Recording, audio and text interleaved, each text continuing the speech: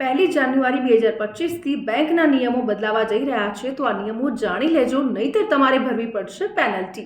નમસ્કાર, સંદેશ ન્યૂઝના ડિજિટલ પ્લેટફોર્મમાં હું છું આપની સાથે માલવી.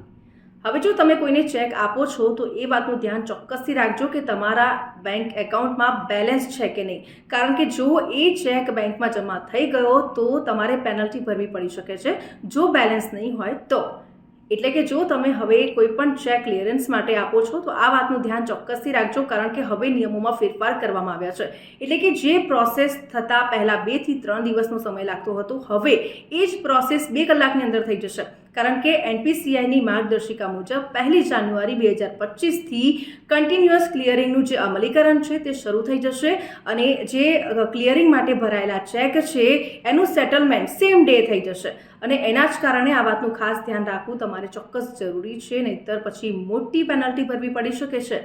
આ સાથે જ હવે જો વાત કરીએ તો જે ક્લિયરિંગ માટે ચેક આપેલા હશે એ ઓપનિંગ બેલેન્સના આધારે પાસ થશે. તો આ વાત તમે ચોક્કસથી ધ્યાન રાખજો. 1 જાન્યુઆરી 2025થી આ નિયમ લાગુ થઈ જશે, એટલે તમે જો કોઈને ચેક આપો છો તો આ વાતનું ધ્યાન ચોક્કસથી રાખજો, બેલેન્સ હોવું જોઈએ તમારા એકાઉન્ટમાં. તો આવા જ અપડેટેડ વિડીયોઝ જોવા માટે સંદેશ ન્યૂઝના ડિજિટલ પ્લેટફોર્મ સાથે જોડાયેલા રહો.